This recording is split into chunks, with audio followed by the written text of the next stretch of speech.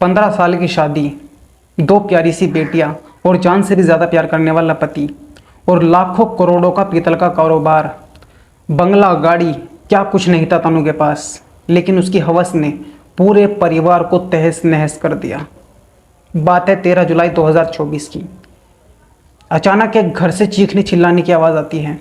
ये आवाज़ें सुनकर मोहल्ले के कुछ घरों की लाइटें जल जाती हैं। लोग घरों से बाहर निकल कर देखते हैं कि मामला क्या है। कुछ ही देर बाद पुलिस की गाड़ी भी आकर वहां रुक जाती है। थोड़ी देर की हलचल के बाद पता चलता है कि उस घर में रहने वाले शख्स अनिल चौधरी की हत्या हो गई है। दोस्तों, क्या था ये मामला? कैसे एक औरत की हवस ने पूरे परिवार को तहस नहस कर दिया? कहानी को पूरा जानने के लिए वीडियो में लास्ट तक बने रहें। दोस्तों, आपसे एक रिक्वेस्ट और है, अगर आप चैनल पर नए हैं तो प्लीज़ चैनल को सब्सक्राइब करें ताकि आपको ऐसी ही क्राइम से जुड़ी कहानियाँ सुनने को मिलती रहें। तो चलिए कहानी की तरफ बढ़ते हैं। दोस्तों, ये सच्ची घटना है यूपी के मुरादाबाद के गाड़ी खाना मोहल्ले की। दोस्तों, अनिल चौधरी की हत्या के बाद पुलिस छानबीन करती है। छानबीन में पुलिस को अनिल चौधरी की लाश मिलती है। वारदात के वक्त घर में अनिल चौधरी, तनु चौधरी और उनकी 2 बेटियां, ये 4 लोग थे। बेडरूम से लेकर मेन गेट तक खून ही खून बिखरा हुआ पड़ा था पूरे घर में। जब पुलिस पूछताछ करती है तो तनु चौधरी की जो बड़ी बेटी होती है वो बताती है कि आमोद ने और मोहित ने पापा को चाकू से मार दिया, और ये भी बताया कि जो आमोद और मोहित है वो कन्हैया मामा के घर रहते हैं। पुलिस अब तनु चौधरी से पूछताछ करती है। तनु चौधरी बताती है कि आमोद और मोहित घर में पैसे देने के लिए आए थे, लेकिन घर में आते ही उन्होंने अनिल चौधरी को चाकू से मार डाला। लेकिन जब पुलिस ने कन्हैया के बारे में पूछा तो तनु चौधरी ने उसे पहचानने से इनकार कर दिया। अब पुलिस को यहीं से ही शक होना शुरू हो जाता है तनु चौधरी पर। जिस आदमी को तनु की बेटी मामा बता रही थी, आखिर उसे तनु कैसे नहीं जानती? ये कैसे हो सकता है? खैर, पुलिस लाश को पोस्टमार्टम के लिए भिजवा देती है और छानबीन शुरू कर देती है। अभी पुलिस छानबीन कर ही रही थी कि अगले दिन ही आमोद की लाश अनिल चौधरी के घर से कुछ ही दूरी पर मिलती है। उसकी लाश देखकर पुलिस के दिमाग में सवाल उठने शुरू हो जाते हैं कि जब अनिल चौधरी को इसने मारा तो फिर इसे किसने मारा? और जो दूसरा कातिल यानी कि मोहित, वो अभी भी गायब था। पुलिस के सामने कई सवाल खड़े हो जाते हैं। लेकिन एक बात पुलिस वालों को बहुत परेशान कर रही थी। वे सोच रहे थे कि ये कन्हैया कौन है जिसे तनु की बड़ी बेटी मामा बता रही है, लेकिन तनु पहचानने से इनकार कर रही है। आखिर मामला क्या है? पुलिस आसपास के लोगों से पूछताछ करती है और 72 घंटों के अंदर ही इस हत्याकांड का पर्दाफाश हो जाता है। इस हत्या की साजिश किसी और ने नहीं बल्कि तनु चौधरी ने रची थी, जो अनिल चौधरी की पत्नी थी, और इस हत्या को अंजाम दिया था आमोद ने और मोहित ने। लेकिन इसका सबसे बड़ा मास्टरमाइंड जो था वो कन्हैया था।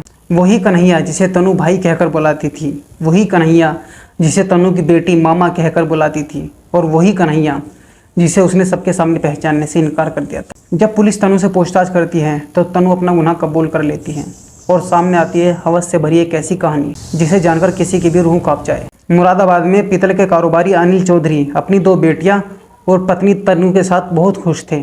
लेकिन जो उनकी पत्नी थी उसे बेटे की ख्वाहिश, और इसी ख्वाहिश में उसकी मुलाकात एक दिन कन्हैया से होती है। ये कन्हैया खुद को बालाजी का भक्त बताता था और उसी मोहल्ले में आमोद के घर में रहता था और हर शनिवार को दरबार लगाता था। धीरे धीरे इन दोनों की नज़दीकियाँ बढ़ने लगी। अनिल चौधरी जब भी कारोबार के सिलसिले में बाहर जाता तो तनु उसको घर पे बुला लेती, किसी को शक न हो इसलिए वो उसे भाई कहकर बुलाती थी। ये मामला ऐसे ही चलता रहता है। एक बार कन्हैया कहता है कि मैं राजस्थान जा रहा हूँ। ये बात तनु अनिल चौधरी को बताती है और पूजा पाठ करवाने के बहाने वो दोनों बेटियों को लेकर और कन्हैया के साथ राजस्थान चली जाती हैं।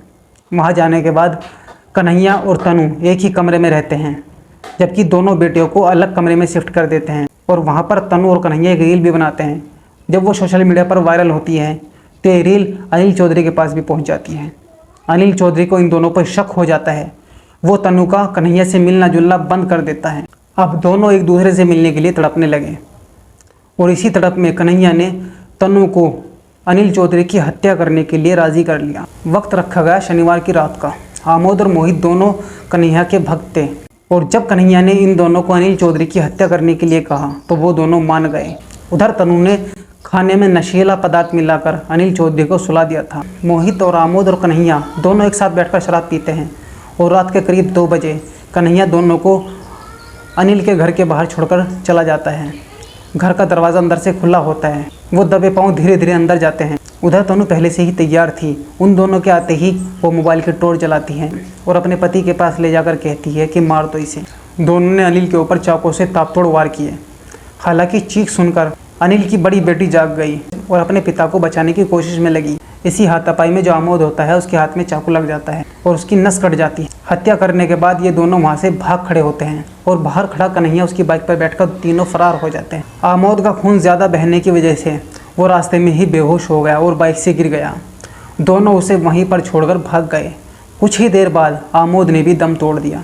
अनिल के घर में बेडरूम से लेकर मेन गेट तक खून के छींटे और निशान ही निशान थे। कन्हैया का यह प्लान था कि इस हत्या को वो लूटपाट की तरह दिखाएंगे और इसके बाद दोनों मिलकर उनकी करोड़ों की प्रॉपर्टी पर ऐश करेंगे। लेकिन तनु की बड़ी बेटी की वजह से इन दोनों का पर्दाफाश हो गया। पुलिस ने तनु को और कन्हैया को और मोहित को तीनों को गिरफ्तार कर लिया है। आसपास के लोग ये देखकर हैरान है कि कैसे दो बच्चों की मां ने अपना हंसता खेलता परिवार उजाड़ दिया। दोस्तों, इस वीडियो के माध्यम से आपको ठेस पहुंचाना नहीं था बल्कि आपको जागरूक करना है कि आजकल ज़माने में लोग अपने अफेयर के चक्कर में किसी की जान लेने से भी पीछे नहीं हटते।